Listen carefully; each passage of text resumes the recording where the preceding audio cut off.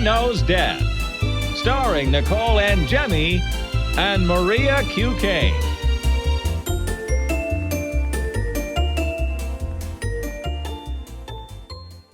Hi, everyone. Welcome to Mother Knows Death. Hi, daughter.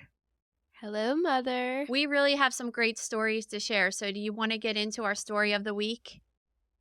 Yeah, our first story, our biggest story of the week is that the NHL player Adam Johnson that we had reported on in our very first episode, his unfortunate death, someone has been arrested. They have not specifically said who's arrested. I could only think it's the other player involved in the accident, right? Who else would it be? It doesn't even make any sense. Exactly. It's very weird because every article you read about this says, quote, a man has been arrested. It has to be the other player. This quote-unquote man has been released on bail already as of today. So this is really interesting because we really dove into why, at least I thought it was definitely an accident, and it's kind of crazy that somebody's been arrested in this case. So this is really interesting to see play out. Well, I've really been thinking about this since this happened, and I don't really agree with you that I think that it's that crazy that they're investigating it, because there's a bunch of professional hockey players that are saying that the moves that he made were unconventional. And I was listening to this guy last night who was a former NHL player who was saying that from the time they learn how to ice skate to play ice hockey, they learn like how to land and where to put their legs, and there's certain moves. So as a professional NHL player, they look at that and say, no way, that's what he meant to do. Whereas like you and I are just watching and we say, have you ever gone ice skating? Like it's like such a shit show. I slide all over the place. I can't stand up straight. But these people are professionals and they know what they're doing. So the fact that there's multiple people saying like that something doesn't look right, I think that that's something that we should listen to. The craziest. Sorry, go ahead.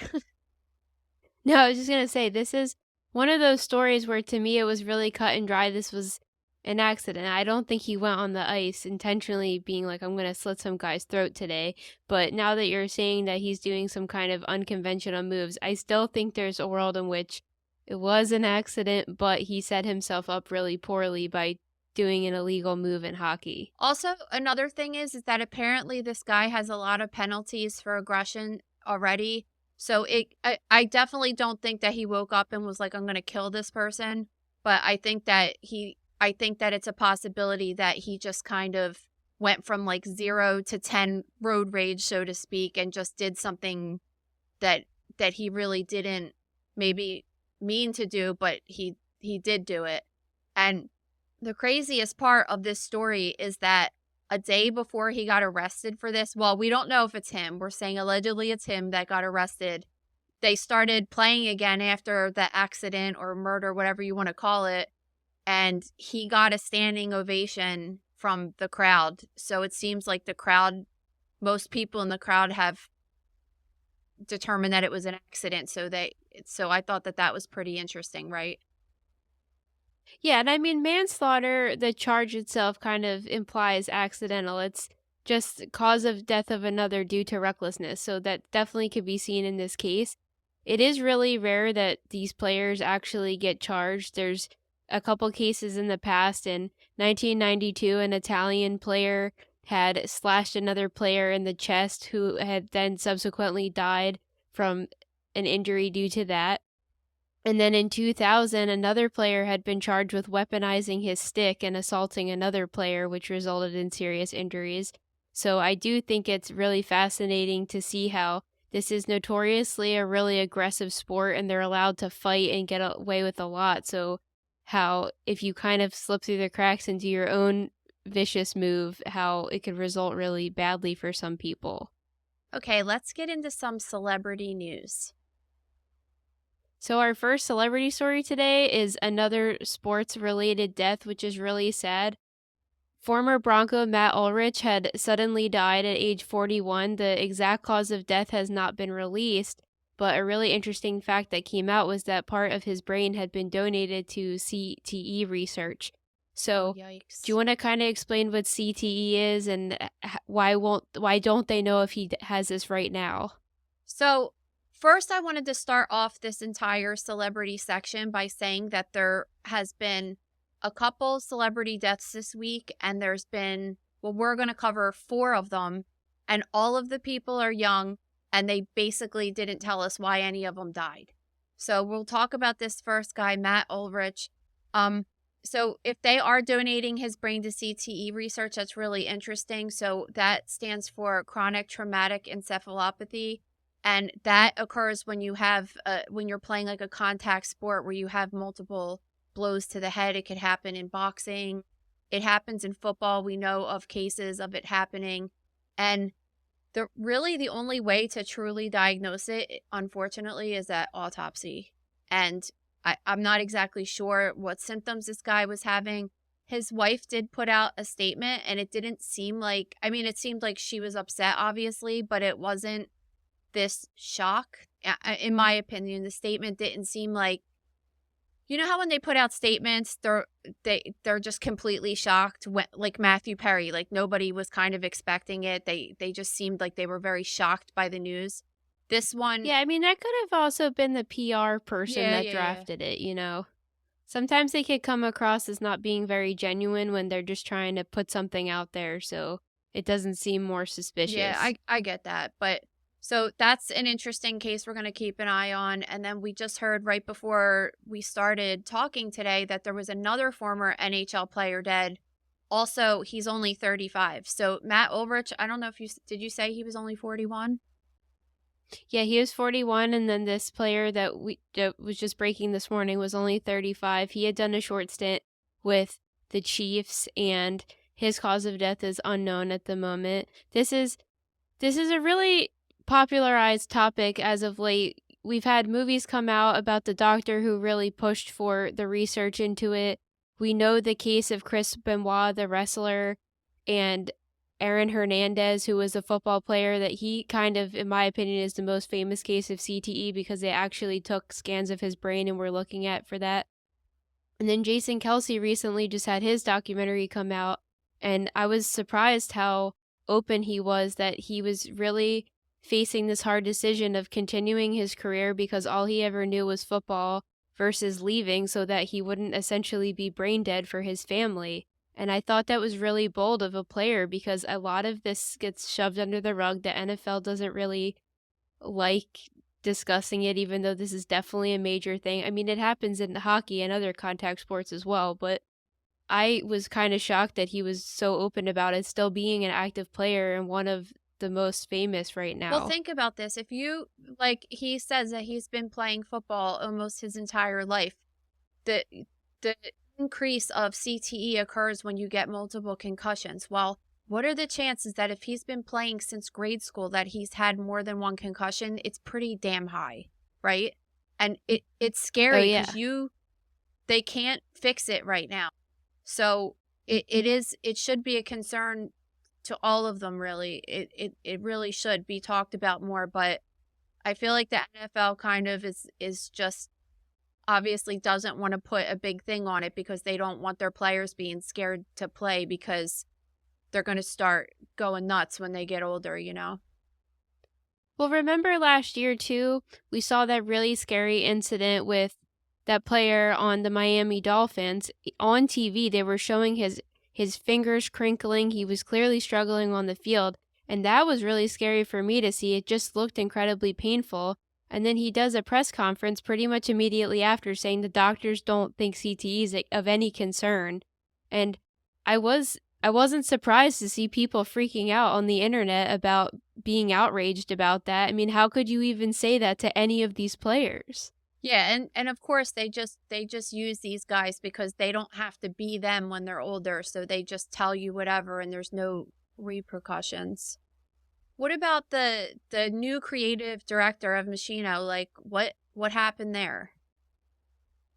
So, Davide Renne just became the creative director of Moschino only 9 days before his death. Before that, he was the head of women's wear for Gucci for, I believe, a couple decades. So, They don't really know what happened. They're saying he had a, quote, sudden illness that was followed by a heart attack, but you kind of talk about a lot how people use cardiac arrest as a blanket term Well, to a describe how cardiac somebody arrest is died when. different than a heart attack. So Okay. did they actually said heart attack, or did they say cardiac arrest? Because they're two. The New York Times reported heart attack, but in other articles they said a cardiac event. So Okay, so I'm not sure if the two go together. I mean, he was only 46, again, really young person. Not that that's unheard of for a 46-year-old to have a heart attack, but a lot of times the news puts like cardiac arrest, which means your heart stops, so like everyone dies from cardiac arrest. But they say that, and then people hear the word cardiac and automatically think it's a heart attack. But a heart attack is death to the cardiac muscle due to, usually because of an occlusion in one of the arteries that feeds oxygenated blood to the heart. So, I mean, not to say that he couldn't have had that, because he totally could have, but hopefully they'll come out with more information on him as well, and we can report back all of these next week or a week or two, because it's really scary.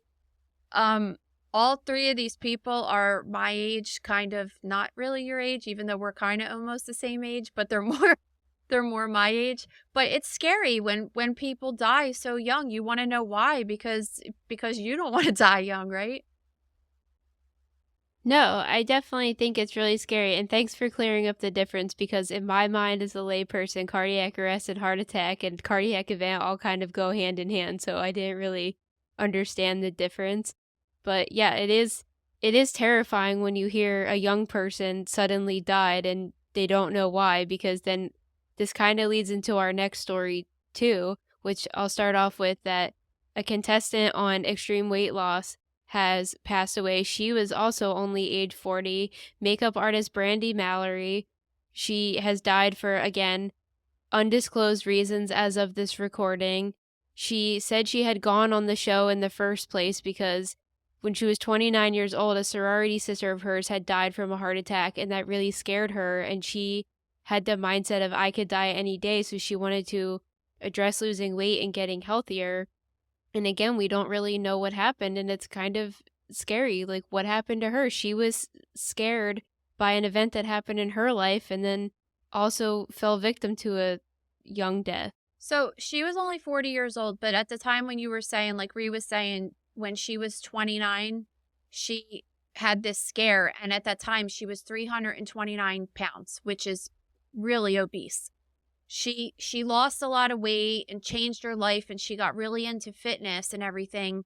But to me, I have two separate opinions of what could have possibly happened. Number one, if she was living her whole entire life until 29 years old being obese, that takes a toll on your body. It takes a toll on your heart. It takes a toll on your liver and your whole well-being. As much as they want to try to tell you that being obese is healthy, it's just not. And it's not about having extra weight on your body and your arms and legs looking heavy. It's about having visceral fat, which is fat that grows around your organs. And if you have a lot of fat around your heart for 10, 15 years of your life, your heart is working extra to beat because it's so heavy. And so that could be like, she could just have effects from the long-term being overweight long-term. Another thing is that if you lose a significant amount of weight, you could also, which seems like it's kind of counteractive, but if you lose too much weight, you could get low in nutrition. You could set yourself up for cardiac issues again. So when you lose weight, you have to do it in a very specific way and not try to do it too fast, because that could also set you up for health issues too. And she kind of went from one extreme to another. She was a person that didn't work out, that was 300 and some pounds and overweight a majority of her adult life, and went from being like a very fitness, eating well person. And that drastic contrast could be the reason why she died early. Yeah, I'll be really interested to see what the results say if they come out. We always talk about how we talk about these stories every single week and then we never get updates about them. Well, we did So get an it's really update just about the sad. hockey player, which was a little shocking yesterday to hear. So you never know. It definitely was, because if not, if we didn't get that update yesterday, also thank you everybody for tagging us on Instagram and letting us know immediately. It's really cool to see all you guys letting us Yeah. know and being excited to hear us. But before that news broke, this next story was going to be the story of the week I was going to suggest to you because I think this is super fascinating. So, our final celebrity story today. This huge Hollywood agent, Sam Haskell, who works with Dolly Parton, and of course, the media has been using a picture of the two of them together. So poor Dolly getting I wrapped love into Dolly. this. I feel like she always has done so good in her life to stay away from bullshit, but like you don't have control over who you work with, right? Absolutely. And according to people in the industry, this guy, Sam Haskell, is one of the nicest guys in the industry. So I don't know. I still feel bad she's being tied to it, but he could be the nicest guy, but his son is a psychopath. That's what I was going to get at. Sam Haskell Sr., nice guy. Sam Haskell Jr., not so much. So Sam Haskell Jr., the son of this guy, had called this disposal company to come pick up what he was saying was a bag of rocks, and they were too heavy.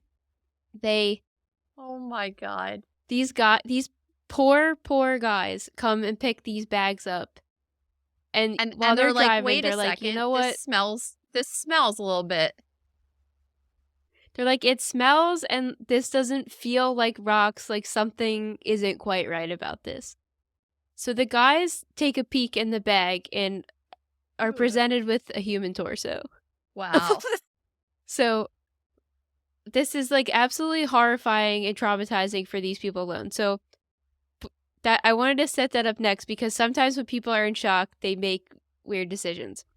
Their weird decision was they dropped the bags back off at his house and then gave him the money back and then called the police, which everybody I think could agree they should have just called the police first and handed the bags directly over. But you have to remember, most people are in a situation like this and you don't know what you would do if you were in this state of shock with something traumatizing like this. You go to work and you're straight up just used to the grind of every day lifting up bags of rocks, which is like a shitty job, right? And you've come across this just totally not expecting it. I think that a lot of people would just automatically be like, I don't know what to do. Absolutely. So they bring the bags back. They call the cops. By the time the cops got to the house, the bags were gone again. In this time frame, a homeless man in Encino is going through a dumpster behind a strip mall and uncovers the bags. So then the cops are called there and they find them. This guy is now arrested. It turns out he has killed, well, he still has to, he's innocent until proven guilty, technically, even though there's surveillance video of him dumping the bags there. But he is now arrested for killing not only his wife, but both of her parents as well. So, yeah, and they all live together in the house. This is the most messed up part. Husband, wife, her mom and dad, and their 3 kids. The kids' grandparents. And this guy killed his wife and his kids' grandparents. So the only thing I've really seen was about this bag with just the torso, which remained unidentified. So that's not clear if it's the wife or of her mother. I don't believe they've discovered all of the remains. Some of them are still missing, but he has been arrested. He's charged with 3 murders, and his arraignment is until December 8th. So this is really interesting. We're definitely going to see this play out over probably the next couple of years, right? Because just the legal process takes a while. And it's really, really unfortunate. And I hope Dolly stops getting wrapped into it because she had nothing to do with it. Just think how messed up that is. That, I mean, the kid's mom is now dead. The grandparents are dead. He's a moron. He's like a total moron. So he's going to jail. He's caught. So what's going to happen with these kids now? 3 kids. Well, it seems like their grandpa's a nice guy, according to word of mouth. So hopefully, out of this really horrible situation, they probably shouldn't have been raised by this guy in the first place anyway. So hopefully, they'll go to the grandparents and have somewhat of a chance of having a better quality of life, even though I don't know how you could get over this, even if you were a kid when it went down. What a dickhead. All right, let's get into freak accidents. Okay, so our first freak accident is about a Brazilian influencer that died after knee liposuction, which I don't know if I'm being naive. I just never even thought of getting lipo in the knee. This is interesting to me because as soon as I heard this, I automatically was like, I think I know what happened, right? So she probably had like what she would have thought were fat thighs, or she was getting shaping of her thighs, which I understand because on the inside of my thigh, like towards my knee, it's kind of gross looking. So maybe, I don't know, lipo would fix that or something. I would never go get it because it doesn't bother me that much. But if you're a model and stuff, maybe it bothers you. I don't know. But what happens when you do a procedure like liposuction is that it causes a lot of trauma to the tissue and it causes swelling, right? So when you do procedures on the thigh like that, you're supposed to do like one side one day and then the other side like a couple weeks later when the swelling goes down. Because what happens is it swells all the way around and then it can compress the blood vessels that are underlying, which could cause blood to not be able to flow freely in the leg. And what happened was they said that her cause of death was due to a pulmonary embolism, which means that the blood was settling in her veins in her leg and it traveled all the way to her heart and got stuck in her lungs, and it caused her to have a sudden death a couple hours after the surgery. So it completely makes sense. It's just really sad because she was my age, 29 years old. It's really sad to hear that such a young life is taking over a cosmetic procedure, especially when now we're seeing a shift in the way people want to look. Nicki Minaj is on the cover of Vogue this month, and she's talking about how she has a lot of regrets getting all these procedures done, putting all these toxins into her body, and just not realizing that she was beautiful the way she was. And it's just really unfortunate. We're seeing this a lot. We talked a couple months ago also about Blac Chyna getting her fillers dissolved, and the Kardashians are clearly starting to do it as well. So I just think getting these dramatic procedures is just, we're just going to see a shift in them over time. I also think that these girls cry like, oh, I regret it, but it's like that's how they got popular. You know, they also used it to get where they're at. So now that they're like they're wealthy and they're in a good spot, they could say whatever they want to say. You know what I mean? Even though they know that absolutely. They specifically had influence over these people that are dying because of these procedures. It's really kind of interesting. No, definitely. I just am interested to see the social shift in the perception of bodies and how it's all changing over the last decade. Yeah, hopefully it changes back because people look like freaks. All right, let's change over to this next story. That a lithium-ion battery, so we talked about this last week, that there was a fire on the plane due to a portable phone charger because of a lithium-ion battery. And now, I actually think I brought this up, that this is a huge problem, especially in New York City, with like electric bikes and electric scooters in this case, that this family had an electric scooter. It was in a building with multiple other occupants. And the fire department described it as a wall of fire that didn't let people get out of the building because it's just common. Like you use a scooter that you plug in. So where are you going to plug it in? Like right near the door so you could easily bring it outside.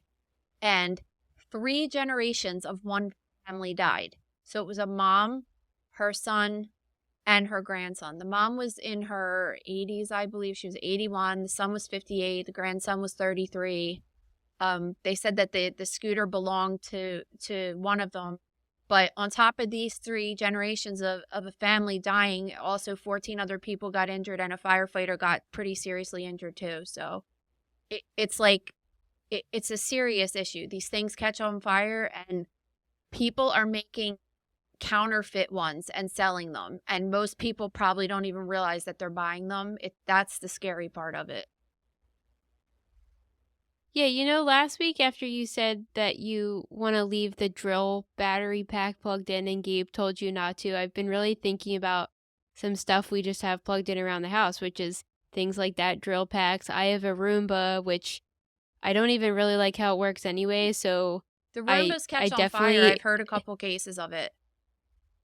well, yeah, and my husband actually had a client that's house caught on fire because of the Roomba, and they lost their home because of it. So I'm pretty sure a pet died in the incident as well. So they're really scary, and I don't even think about it. When I got it as a gift, I just plugged it on in and then go about my day, and now it kind of freaks me out. So it's one of those, if I use it, I'll only plug it in to charge it the day I'm going to use it, and then unplug it when I'm done.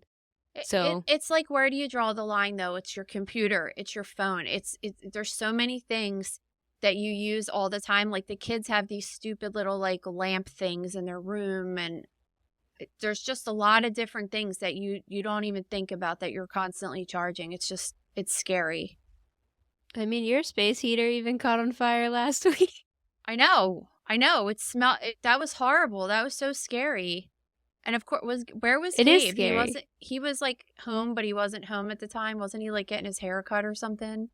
And we're all like, Yeah, he ran out. we're like scared to death that he's going to yell at us if we set something on fire. So we're like, quick, let's like get it out of the house and make that, light some candles and incense so he doesn't catch us because he's going to freak out. Oh my.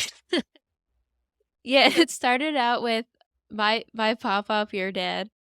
He can't hear anything, so one time we were on a family trip and he kept hearing the seatbelt thing going off and kept going, "What's that noise?"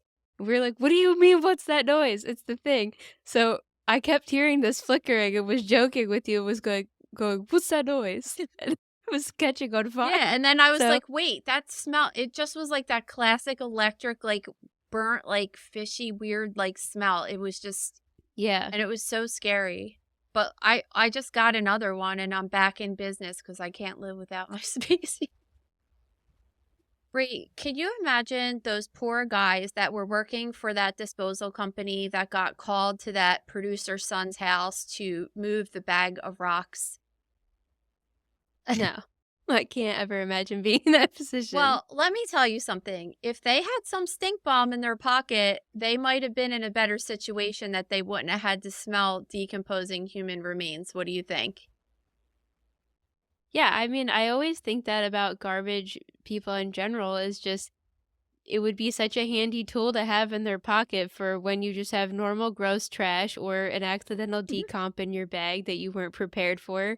Just keep it in your pocket, just like You know what? chapstick. That's actually a good idea because I always get my trash man. I usually give them money every year because they just work really hard and I want to thank them. But this year I'm going to also put a little tube of stink bomb on their envelope just to be like, hey, why don't you guys use this? Because trash truck juice has a very specific nasty smell, and I'm sure that they're used to it, but they probably would enjoy smelling something like evergreen instead. Or a little pumpkin spice, you never know. They're in the mood for Whatever that. they're fancy. Maybe a coffee. Maybe they're a lavender type of guy. You don't know. Hey, why But the smell perfect gangrene gift. when you could smell evergreen? Of course. And use code MKD15 on stinkbombodorBlocker.com for 15% off all their products. Gift yourself this holiday season. Gift your local trash guys. Gift any medical people in your life. It's really the perfect thing for everybody, and it's a great stocking stuffer. Goes right in your pocket, your purse, wherever. Thanks, Stink Bomb. Okay, so now we're going to get into violent crimes, and our first case has to do with Maya Kowalski. So let me set the scene of what happened with this girl. In October of 2016, this girl was a child, and she had something called complex regional pain syndrome. And there's not a lot known about this, but basically what happens in this particular disorder is that one or two limbs could be affected, and it could cause your limb to be cold or have a sensation of burning or have extreme pain. And I've gotten a couple cases of it sent to me on Instagram, and it just seems completely horrible. It's not very understood. It's not very common, but this child had it. She was diagnosed with it. And she was having a flare or an episode, and her mom took her to the emergency room at Johns Hopkins Hospital and said that she wanted her daughter to get ketamine treatment. And she said she had it before in Mexico and it worked. So she kept pushing and pushing that she wanted her daughter to have this ketamine treatment. And for whatever reason, at the emergency room, they started getting the vibe that the mom was trying to give this daughter a treatment that she didn't really need. And they ended up coming to the conclusion that this mom has something called Munchausen by proxy, which is when a caregiver or a parent tries to make up that their kid is sick in order to get attention. And they ended up calling it in as a child abuse case. The mom got her daughter taken away from her, and her daughter went into the custody of the state, and she couldn't get her back. And after a couple years, or a couple months, 3 months later, she hanged herself in her garage. It's really sad. So why this story is the mother ended her life in 2017, but why this story is relevant now is because earlier this year a documentary had come out on Netflix, and then just this week they were in the middle of the proceedings and they won the family had won $261 million in this malpractice lawsuit. I'm pretty sure this was a record-breaking lawsuit for malpractice. So not only is this a huge story that they won this amount of money and they were proven that everything the hospital did was incorrect, now there is a follow-up lawsuit of sexual abuse allegations by hospital staffers to the patient Maya when she was a minor. Yeah, this case is so messed up. What is she, like 17 now? And this poor kid had to... She's 17-year-old now, yeah. She had to go through this painful disorder, lose her mom to suicide. And I can't imagine, like, this whole entire time I was reading about this today, I was thinking, like, oh my God, like, if someone took away my kids and it was, like, because they were sick and it was completely legit, I don't even know what I would do. It would just, it's terrible. And it doesn't even matter. Like, $260 million is whatever. I mean, at least she won't have to worry about work and buying a house and paying for bills and everything. But, like, it's not going to make her life better. Our next case is really cool, and it shows some good old-fashioned detective work, which is not, it really doesn't have to do anything with, like, DNA or anything, but they found this woman who has been unidentified for 31 years. She was found dead in Belgium and nobody knew who she was. And with this, like, good old-fashioned police work, they were able to identify her this week. So you want to tell everybody what I'm talking about here? Yeah, so in May of this year, a website was launched where police are able to upload previously confidential details of cold cases in trying to seek help from the public, trying to get these cases solved. We've seen with the Golden State Killer and other cases like that, there's been huge movements and improvements in solving these cold cases through putting DNA through public DNA database systems. So I guess this is just the next step in this. So this woman was found murdered in Belgium, and then this website goes live, and then a person living in the UK was looking through it and was like, hey, that tattoo on this victim is really familiar to me. And it ended up being a family member, and they were able to solve the case, which is just so cool. And since this website has been launched, 22 unidentified women have been now identified, and their cases have been not necessarily solved, I guess, but now they at least know who they are to make steps in the right direction. Can you imagine having one of your family members missing for 31 years and not knowing, like, what happened to them, where they went, and then one day seeing a picture of their tattoo and finally getting closure, like, what that must feel like? No, I think it's crazy. You just never know what's happening in the family's circumstances, that they don't even know the person is missing. And maybe it was just a matter of they knew they were missing, but because they were seemingly in different countries, they couldn't get a hold of the resources they needed to identify the victim, or I'm sure they whatever, knew she was missing if they didn't get a phone call from her for 31 years. You don't know, but Anyway, this website I think is really cool. I don't know if you checked it out. I was checking it out earlier, and it's kind of making me want to sit there and just look at these details of these cold cases. But I'm going to put the link to it in the description of this episode so everybody else can check it out, and maybe you could help It's solve just a cool crime. because it's just if that was a local case, they could have solved this right away if they had just. I mean, a website isn't some crazy technology, right?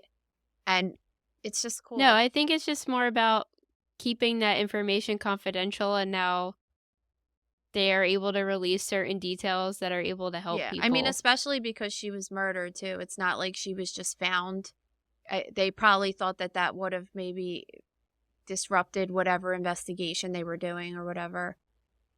Another crazy story this week is that there was a Las Vegas teenager who, this is all on film, was beat down by a large group of kids, maybe 10 to 15 years old, over a vape pen and headphones or something. And I wanted to talk to you about this case because there's two distinct things that are going on with this case that I think are indicative of what's going on in society right now. But number one, videotaping is off the chain. Trying to videotape people that are hurt in accidents or that are suffering or that are getting murdered. It's almost like people want to get a viral video more than they want to help like fellow mankind. It's just completely nuts, but people send me these videos all day long and I just sit there and I think like, you don't want to help that guy. You'd rather just like stand over here with a camera right now and get this video. And the second thing is that I'm seeing an increased trend that young people don't have like the same regard for life as they should. I don't know if that even makes sense what I'm saying, but do you remember like last year in Philly there was a person like young kids that beat up some old guy that was just walking down the street, some 70-year-old guy. They like beat him to death with a traffic cone or something. And one of the girls was like 13 or something that did it. And there's this just disregard for life. And they ended up arresting 8 of these kids, right? And they're still looking for a couple more. But the youngest kid that got arrested was only 13 years old. It's like it's a baby, you know what I mean? Yeah, I think we're seeing this a lot. I think it plays into them being on social media and just exposed to things so much younger. And there's just this general, people are just so desensitized to things going on. And I think it's really gross. I think a lot of situations we see, especially in Philly with carjackings and using guns and everything, has been with younger people. So that's definitely scary to think about. And I guess we just have to look at the larger picture. What is the source of this? Is it their excessive internet usage? Is it video games? Is it just a culture shifting and I think it's what they're learning? I don't know. It's family, like 100%. I mean, all of those other things factor into it for sure, because people are just hoping that they're going to get like the next viral video and like get a lot of followers on TikTok and stuff. So that is definitely a thing. But I think a lot of it is just that they're not being raised by even one good parent, at least. And that those skills of having respect for your own life and having respect for other people's lives is a huge problem right now. Well, that could boil down to a million different things. We're living in a time where the economic climate's horrible and most people are working 2 jobs, so that could be a contributing factor.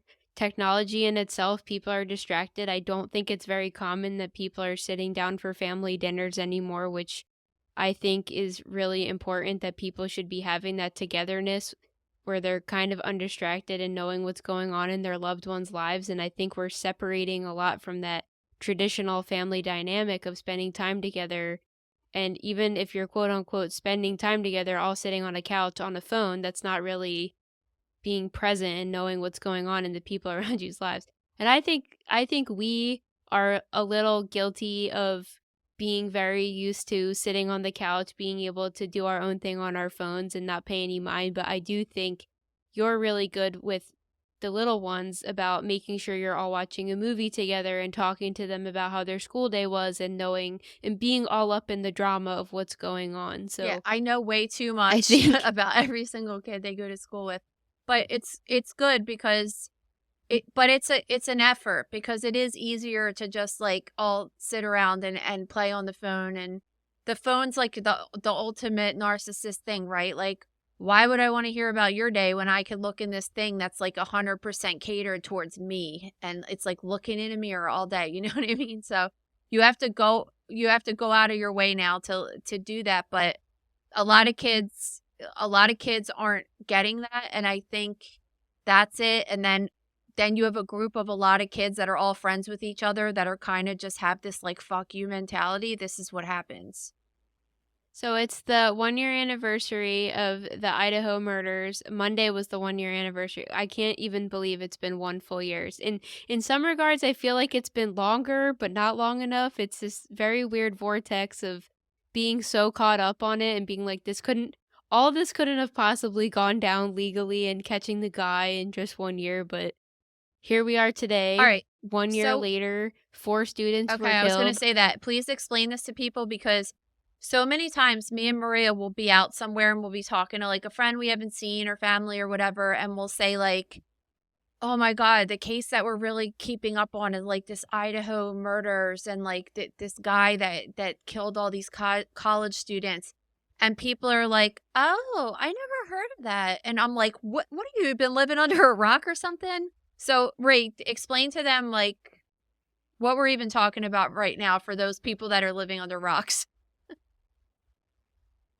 One of those people is my husband, who I know is going to be listening to this on his drive to work tomorrow. So I'm calling you out, Ricky. But so last year, 4 students were killed in housing that was off-campus housing in the middle of the night. It was a really scary situation. They didn't know. Well, I think the police knew much sooner than us, but for us, nobody was caught for 6 weeks. So it was really scary. They were killed in this really gruesome way. We don't have really exact details beyond the fact that we know they were stabbed and killed with a knife. So that more information about that's going to come out over time, but there's a gag order right now, so we are getting little snippets here and there, but we don't really know the exact breakdown of the night, which is kind of even scarier. But 6 weeks after the crime, a guy had been arrested. The crime happened in Idaho, and he was arrested in Pennsylvania, actually not super far from where we are. So that was eerie in itself, but it turns out Brian Kohberger is the current suspect. There's a lot of evidence going against him. We have to remember again, he's innocent until proven guilty, but it's not really looking great for him. But there was a knife sheath underneath of one of the victims' bodies with his DNA on it. So, like, why was that there?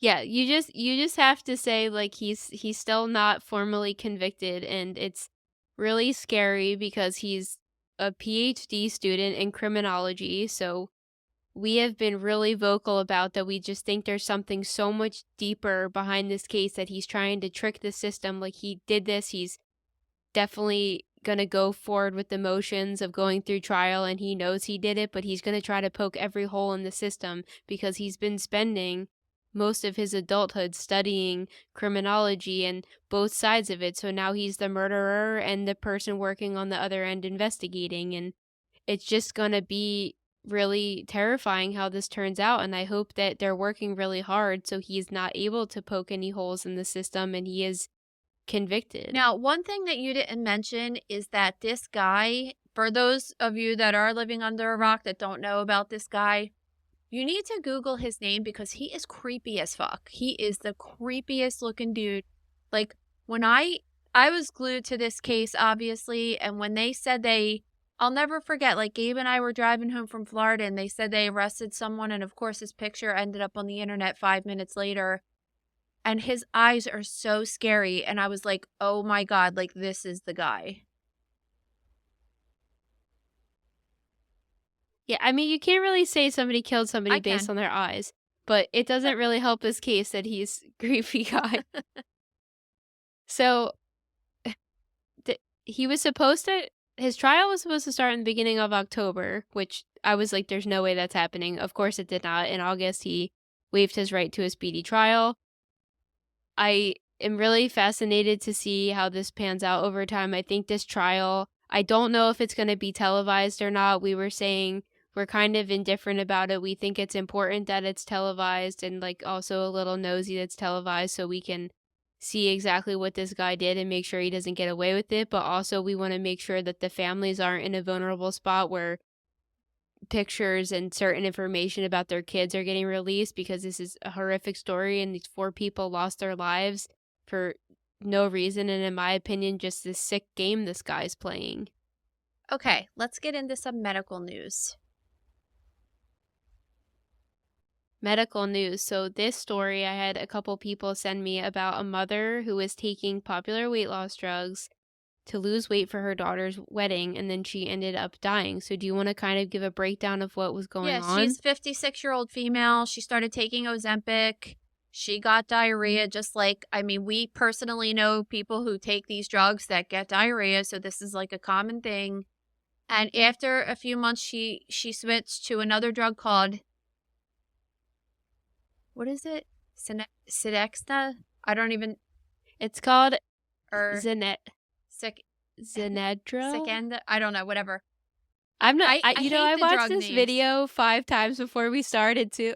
Any, I watched a video of how to pronounce it 5 times yeah, before. Who cares? But It doesn't matter. It's just one of those, the same class of drugs. I don't know, for some reason, like, drugs and pronunciation is just like, I just like have a mental block up to it. Anyway, within 5 months, she lost 35 pounds, which I almost kind of want to say that I think it's a little irresponsible for a doctor to be giving a patient Ozempic to fit into a dress. I mean, that if you're really only that overweight that you can't fit into a dress, I feel like that's something that you could do on your own, but whatever. I'm not judging. I'm still judging, but not judging, right? Anyway, she complained the whole time that she had diarrhea, she had nausea, stomach pains, vomiting. And vomiting is the one that you really need to pay attention to, because Ozempic is a drug that has gastroparesis, which is, it's just like, it has a known side effect of that, which means that when you eat, gastroparesis is like when the nerves in your bowel are kind of like moving the food towards your butthole. And when that's not working, the food gets stuck. And when you're vomiting, it's because the food that you're eating can't pass through. So that means that you have an obstruction. And I know someone personally in my family that this happened to. So this is like a real thing, even though the people that create these drugs say it's rare. I feel like I hear it kind of a lot, but that's typical with all these drugs. They kind of want to sweep it under the carpet, like people are actually having problems with it. But they said that her cause of death was acute GI illness. Her family members found her, she had stopped breathing and said that she had brown stuff coming out of her mouth, which further makes me think that she probably had some kind of like life-threatening obstruction that was like causing the food that she was eating to not get all the way through her bowel. well, I think it's important to note as well that this case happened in Australia, and that Ozempic is not approved for weight loss yet in Australia. It's strictly for diabetes. So I saw that her family was saying that she was prescribed it by a doctor, but in which way if it wasn't approved for weight loss? Yeah, I don't know. I mean, it's the drug is great for people. For certain people, it's definitely great for people that are like pre-diabetic or diabetic, trying to lower blood sugar and stuff like that. And it's also great for weight loss, because if people are really obese and have to lose a significant amount of weight, 50 pounds, 100 pounds, whatever, I think it's great. I just think, of course, with anything, it's going to get abused. Like, I want to fit in my jeans better next weekend. Should I start taking Ozempic? Like, that's just kind of ridiculous in my opinion. Okay, this next case is really cool. It's like one of my favorite things ever since I went to school for pathology is anomalies and congenital anomalies, which means that you're born with some kind of a variation in your organ that's not really normal, and it happened when you were developing, but it's really rare. And whenever I used to find them at autopsy, I would get super excited, because it's like you do autopsy after autopsy and you just keep seeing normal anatomy, and then all of a sudden you find like a cool horseshoe kidney or something, and it's I don't know, it's just like the dork in me gets excited about that. But this woman had a condition called uterine didelphys, which is you're born with a double uterus. So when a female's developing, and we're talking about like when you're a fetus inside of your mom, you have these two ducts that start forming the female genital tract, and they eventually merge together to make your uterus. And most of us have one uterus and that's it, and everything's cool. But sometimes any point along the way, those two tubes don't merge together. And when they don't merge together, you can get two different sides of the uterus. So you could have a uterus that's kind of split down the middle, or you can go all the way to the other extreme where you have two separate uteri, and two separate cervixes. I think it's cervixes. And so what's really cool about this is like if a woman goes to the gynecologist, she has to get 2 pap smears on each cervix. So I've gotten pap smears that say cervix A and cervix B. She has 2 periods, and she can get pregnant in 2 uteri, which is what happened in this case. She's got a baby in each one of her uteri. So would the periods sync up? Yeah, they probably would sync up, but they probably suck because they're probably double as worse. Like these people have persistent pelvic pain. If they do get pregnant, they're considered a high-risk pregnancy because they don't have the normal uterine shape. They have painful periods, of a lot of bleeding. It depends on how what the variation is, but usually if you're a teenager or something, you're born, you probably wouldn't even know you had it until you maybe went to your first gynecologist appointment. And the trickiest part is that when a woman has a double uterus, but only it terminates to one cervix only, so it's only split at the top. So when you get the pap smear done, it looks all normal in there when the gynecologist is looking in there, but then you have 2 uteri. So sometimes it takes like you have really bad cramps and you get an ultrasound, or you get pregnant and then they're like, oh wait, you got 2 things going on in here, like an incidental finding. Yeah, and I was reading that they were saying even if the kids are born hours, days, or weeks apart because of how rare this is, that they would still be considered twins. Yeah, it's really cool, but they're just like, well, we don't really know what to call it because it's so rare that it happens. And they are saying that it's likely that the kids aren't going to be born at the same time.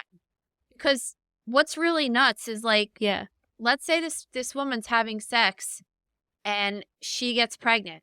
Well, she has a totally functioning like other uterus that she could get pregnant into days later. So it could be, it's not always going to sync up perfectly. So there's a high probability that like one's going to come before the other. But I have so many questions, honestly, because I don't know if you do go into labor with one and it starts contracting, then do they just induce labor for the other so they both happen at the same time? Like what would be the best? Because I can't imagine that one pregnancy is just going to stay there and wait to come out a week later, right? Like, don't you think all of that cramping and trauma would like kind of nudge the other one to start happening or something? I don't know. I'm just like really curious. Well, don't you think that would also like really suck?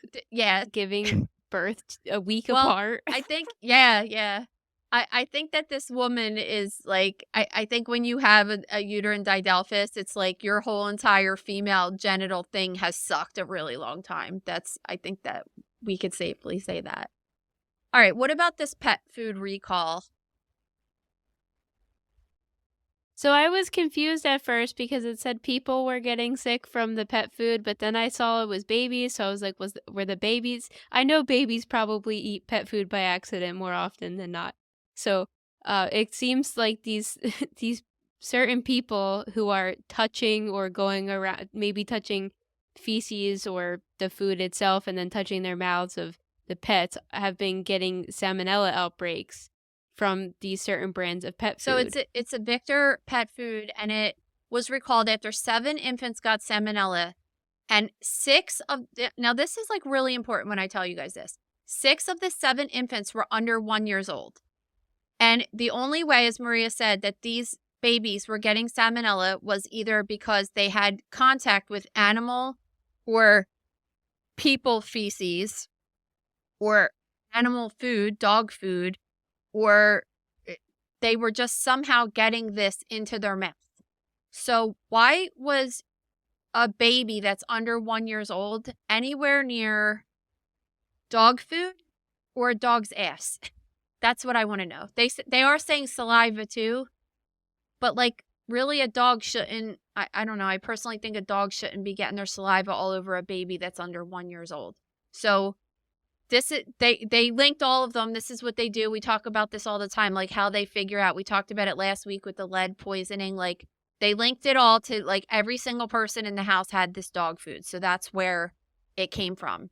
And salmonella is like a fecal oral transmission usually, and it could be really nasty. It could cause severe diarrhea and dehydration. It could lead to hospitalization and death. And especially in like little babies like that, it's not good for them to have. You had it once before, right? Yeah, I had it in I think I was in 7th grade. I got it because we like made cookie dough in well, this is like 7th grade, Nicole. We made cookie dough in class, and then what was the class called? Home ec. We made cookie dough, and then I went home and we had all the ingredients at home. So I was like, oh, I'm gonna make that again, and I'm gonna eat it because in school they wouldn't let us eat it. And I left it. I like made it on a Friday night and like left it in my bedroom, and then like went to bed, and then woke up the next morning and like ate some more. And there's there's a lot of talk, like obviously you hear that you could get it from raw eggs, but you also can get it from raw flour too. So just like eating cookie dough is kind of just not a good idea. So I don't know exactly what the source of it was, but it was bad. Like I couldn't go to school for a couple weeks because I was just like peeing out of my butt basically. It was terrible. And then finally, after it wasn't going away, the doctor was like, let's check her stool. And that was fun when Mom had to help me collect my poop when I was like, I think I was like 12 or something. She bought like one of those like tin cake pans that you get like at the dollar store. And she like put it under my butt and made me go to the bathroom in it. It was hilarious. And I just thought it was so uncomfortable, because that was like beyond the point where my mom was like watching me go to the bathroom, and then I had to like straight up have like colon blow right in front of her. So that was fun. But anyway, we brought it to the doctor and I got tested, and I think like it went away. I remember I took medications and it went away, and then I was fine, but like I wouldn't recommend it. All right, let's talk about our last case today, which is the eye transplant. This is super cool. Yeah, this is really cool. So this guy that was working for a power line company got into this accident with high voltage power lines. He actually lost his arm from it too, but I guess it blew up in his face, right? So he lost his eye, and they have now done the first successful eye transplant in the world. So what happens when a person receives like a high voltage electric shock is that it could kill you, obviously, and cause electrocution and cause your heart it could affect your heartbeat and cause your heart to stop beating. But also your body is a great conductor for electricity because it's made up mostly of water. So what happens is that the current travels through the body, and he lost his arm, he lost his nose, he lost his mouth. He didn't lose his eye at first, but he said that it hurt so bad that he eventually got it taken out. But he had serious burns on his body. And they did this eye transplant, which is kind of it's the first one, and it's the first step in like, let's see if we can give someone an eye transplant and have it work to the point where they could see out of it. So as of right now, they actually did like the whole orbit. They didn't just do the eyeball. It seems like they did the bone surrounding the eye and the eyelid as well. So he's healed, and it took, which is the first good step, that he didn't reject it. And he said he's starting to get feeling in it. So they're hoping that he'll be able to use the eyelid and use the eye, like they want to see what happens with it. Is he going to be able to start seeing out of it? But they don't really feel like that's going to happen. They don't feel very confident anyway, but they're going to study him. And I think that it's really awesome for like progression with these kinds of things when someone loses an eye. Yeah, I think he seemed really positive about it, and he was kind of stoked that his surgery was going to be the stepping stone for this major improvement. I thought it was kind of cool that the new eye is hazel colored when his eyes were blue. So I think when people have two different colored eyes in general, that's one of the coolest things ever. I'm just so fascinated by it. So it's interesting to see that. I don't know, it's like this little detail. Of course, it was like the first thing I thought of. Did they try to get the same color eye? But obviously that doesn't Beggars matter. can't be You want choosers, to right? try to get your sight back. And Yeah, and yeah, but in general, let's say this did take and everything, it's a cool story. It's a cool story in general to have two different colored eyes, and then to have this incredible surgery journey behind it. He's an awesome guy for being willing to do this and be studied for the rest of his life to see if it took and the improvements they could make in the future. because I mean, honestly, like mostly they're thinking that it's going to be a cosmetic thing, and he could have just popped a glass eye in there and called it a day. But like he's kind of it was worth trying for him, and he's going to be known as like the guy that started this thing, and I think that's really cool. Okay, our favorite category as always is other death news. This first story really isn't so shocking to me. I feel like this has to happen a lot between medical professionals and just people dealing with vulnerable patients, or the deceased in this case. But this coroner in LA has been accused of stealing jewelry off of a deceased person, and then when they started looking into it, they also found some more stuff in his desk that was tied to another deceased person. So now there's a whole investigation going on for this. So the timing of this is kind of insane, actually, because last night my friend was over, and she told me that her grandmom just died, 95 years old, in a nursing home, and all of her jewelry's gone. She was living in a nursing home for years, and her wedding ring's gone. All of her jewelry's gone. And I'm like, well, where is it? They don't know right now where it's at. And it's just, I know. Oh my because God. think about like an heirloom or something, and that's the worst part. I had a couple times where I would open a body bag, and this is in the hospital, and like a woman would be wearing her wedding ring, and I would be so nervous to even have that thing in my possession, because I know that those things are just, you can't replace them.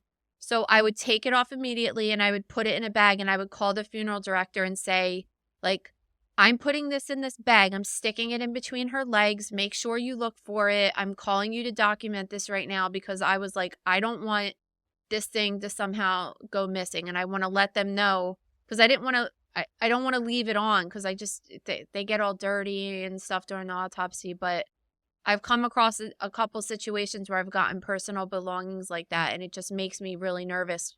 But yeah, I mean, I believe it, because like this guy took a gold necklace and a crucifix. You could probably get a couple $100s for that. And he's probably been doing it to a lot of people, which is really messed up.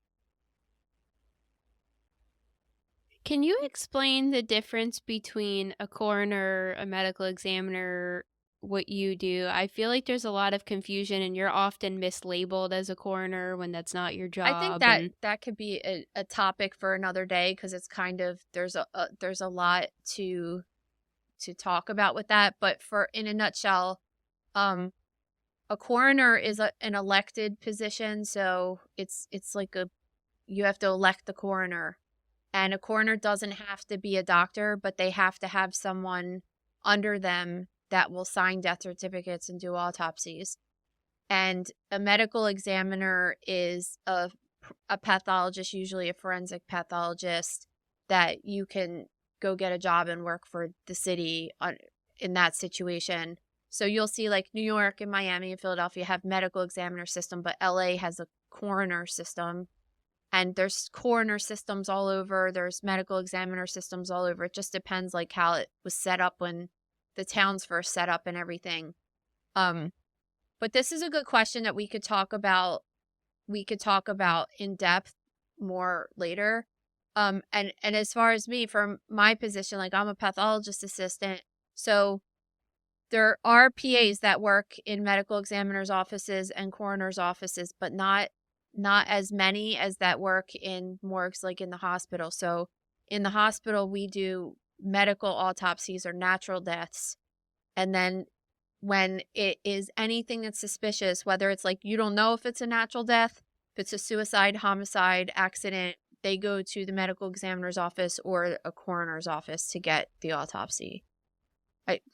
I mean, like, there's way more Okay, to cool. it, but we could talk about that another day because we don't have another hour here right now. All right, let's talk about this last story because I thought that this was so cool.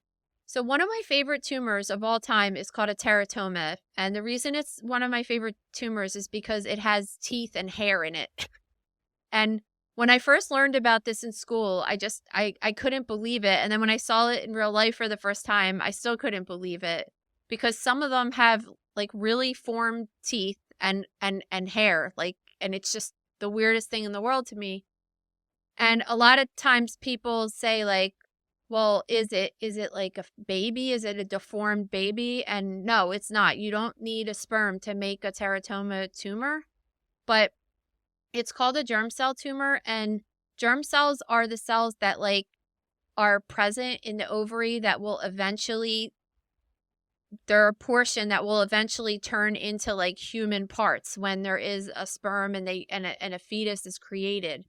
But if that doesn't happen, those cells are still inside a person without a sperm. And what happens is a tumor forms out of these cells and it makes this like crazy haphazard tumor that's called a teratoma, which actually translates to monster. And because it could have pieces of human, but it's not considered human. So you could find hair, like I said, teeth, like I said, bone, thyroid tissue, brain tissue, fat. And the majority of them that we find are like, there's teeth in a lot of them I've seen, hair. And yes, the hair in the teratoma matches the curtains and the carpet, if you know what I mean. So, if you're a redhead, then you're going to have red hair in your teratoma. It's very, very interesting. But, so anyway, getting back to this other death news story is that there was a 3,000-year-old ancient Egyptian body found, and inside of the pelvis, they found a teratoma in her pelvis. And what's even more interesting about that is that normally like a tumor is made up of soft tissue, so that would decompose and you wouldn't really know if she just had like a regular ovarian tumor. But because a teratoma is made of teeth and bone, sometimes it's going to last a long time like the bone does. So that's how they were able to determine that she had this teratoma. And the way that she was buried, she had a ring on her hand and it said it had the symbol of Bess, I believe which is a symbol that's associated with childbirth, fertility, and protection. So chances are like maybe because she had this tumor, she wasn't able to get pregnant or something. And it's just like so cool and interesting. Yeah, it is a really cool story. All right, let's get into our questions from Instagram. Okay, our first question is there anything you do now to, quote, prepare for when you die? And this is for both of us, so why don't you start off? Yeah, I mean, I always say this on my Instagram questions that I don't really care about, like, I just don't care where I get buried, what happens to me afterwards. But I do care about my kids being set up. So I have a will, I have very specific instructions, like what happens if I die? What happens if Gabe dies? Which happens when one of us goes first? Who's in charge of the money? Who's in charge of the kids? And who's the backup for that? And then who's the backup for that? What do I have? Two backups on after Gabe, right? Yeah, I think so. Just to make sure like my kids are squared away. I have everything in writing as far as like when they're going to get money when they get older, what happens if I die before they're 18, I think that's like the most important thing that people could do is just like have their kids squared away, because if I didn't have any of that stuff and I just dropped dead now, then it would be like, who gets my money? Who like, is it going to go to the kids' education, or what's happening with everything? There would be so many questions. And now that I have that all in writing, it makes me feel like a lot better. And that's like really it. I don't have like a funeral plot picked or any. I don't care. Like, that's something that Gabe could deal with. If he wants to just like pay $1,000 and get me some like cheap cremation and keep me in a cardboard box, like, I don't care. I'm cool with that. How about you, Ray? Yeah, and I don't have any paperwork, which I guess I should work on. I have a life insurance policy, so that's, I guess, one step in the right direction. And I guess my family could do whatever they want to do with me, but I would like to be cremated and spread in the Smoky Mountains, because that's my favorite place ever. So I don't know. I don't really have it planned out all that far. So maybe I should get on that. I think in my will, I did write like it was kind of a joke for Gabe to just like, oh, bring me to Chappaquiddick off of the coast of Martha's Vineyard and like scatter my ashes. But like, he doesn't have to do that. Like, just was like kind of a joke. Like, if he came across it, he would laugh after I died. That's basically why I wrote that. But I like the idea of being turned into jewelry or something. I think that's cool. That people get necklaces and rings made and stuff. I think that could be cool. But obviously, whatever my husband or you or my kids wanted to do in the future. And I think it's one of those things, like, when I have kids, I'll be more on top of having a will and everything. But right now, and I'm young, so it seems a little premature, but I guess you could really die at any second, so it's better to be prepared than not. Yeah, and believe me, I'll be on top of you as soon as you have a kid to get that situated. All right, what's the next question? All right. So, does everybody get an autopsy? No. So, getting back on what we were talking about earlier, lots of people die in the hospital every day. Believe it or not, even before COVID, people died. It's absolutely crazy. But let's say, for example, like the hospital that I used to work with was a pretty big hospital, and they would say like maybe 6 people died a day on average, right? Well, we didn't have 6 autopsies a day, because let's say a person has like stage 4 cancer, they're not going to do an autopsy on them unless the family like really wants it because there's a question. Or sometimes a doctor might be doing like an experimental treatment. Like, let's even say this guy that just got the eye transplant, like if he died, it might just be like, all right, well, like he had all these burns and he had these injuries and we know why he died, so we're not going to do an autopsy. But like, his doctors might want to do an autopsy to dissect the surgery to see like how it worked, how it looked, how it held up and stuff like that. So the same exact thing happens, especially in teaching institutions too. And in the hospital, a lot of it is driven by the family. Of course, the doctors sometimes really want an autopsy, but like if the family says no, then ultimately it doesn't get done. On the other hand, if it goes to the medical examiner's office, they have legal jurisdiction over the body at that point. So even if you like call, scream, kick, and beg them not to cut your family member, like they can if they want. They try, because there's certain religions that like are not cool with the autopsy. So they try to respect as much as they can. But like if someone got murdered and they need to figure it out, like they have to do their job. Sometimes people are just like, I don't want my family member to autopsied. And they say, maybe sometimes they would even say like, okay, well, they got shot in the head. That's clear, like what happened. So we're just going to examine the brain and not do the body. Like they do try to accommodate people as much as possible. But, and even every single person that goes to a medical examiner's office or a coroner's office doesn't get their body cut. So sometimes they just do an external exam and not an internal exam, depending like, let's say you have this guy that died at home and he's like 60 and he has a giant scar on his chest and he has a history of having like coronary artery bypass syndrome. They look at him and say like, okay, like there's a high probability this guy had like some kind of cardiac event. And then they call his doctor, and his doctor says, like, yeah, he was complaining of chest pain and stuff. I'll sign the death certificate. So they'll just do an external exam on him, but they won't actually have to cut him open because, like, so they already know why he died. Of course, this is the loophole to kill people because that's how, like, you wouldn't do an autopsy, and then all of a sudden it's like, oh, like the wife killed him with arsenic or something like that. But for the most part, like, the reason that every person's not autopsied is because there's just, like, not enough people in the world to do it. Like, it just would be too much. 5 or 6 autopsies a day for one place, like with one PA and one pathologist is a lot. Okay, well, our last question is, did either of us start holiday shopping yet? So, yeah, I got one thing so far. I saw a book, a Stranger Things book in the store we went to yesterday, so that's the only thing that I got so far. How about you? What are you getting me? I don't know yet. Oh, and I'm getting you that ring thing probably, right? That you wanted?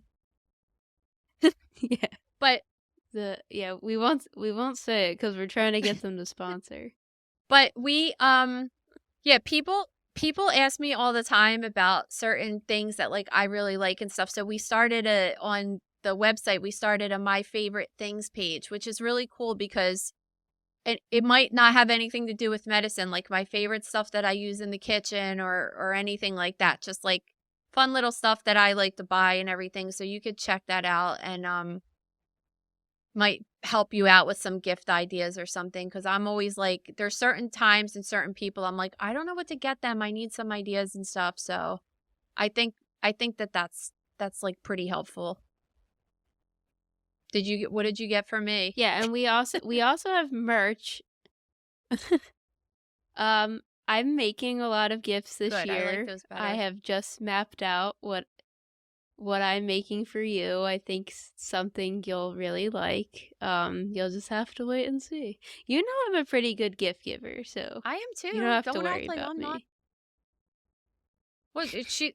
No, but Wait, you need to clarify other because you're leaving people hanging now. Like, am I not?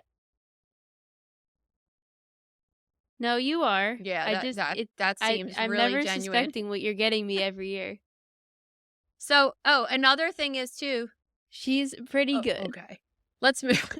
Let's move on. So, my book is still for sale, and it's really, really cheap. And then if you really want, you can give someone a signed copy. So I don't actually sign the book, but I have these book plates that you can get on the website, and they come in a cute little card, and we have holiday cards for those too. You can get a signed holiday card too if you really want, just a card that's just writing hey to somebody, especially if someone already has the book.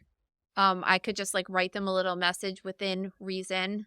We've never had to reject anything, but we've had a couple of really weird requests. But not too weird that I'm like, sure. I ain't writing that. It's fine. It's just some of them I'm like, what does this mean? Like,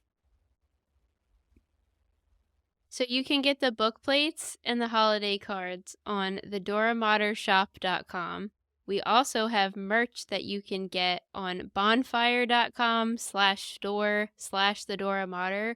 And that's a couple different designs you could get in t-shirts, sweatshirts. I believe there's some is there mugs like an available easy too. way for Those people are to get there? Because really good. who is like writing all your slashes down? Well, I will link all of this in the description of this episode, but furthermore, if you go on thedoormatter.com, our website, you can go to a little tab called Shop or Book or Favorite Things.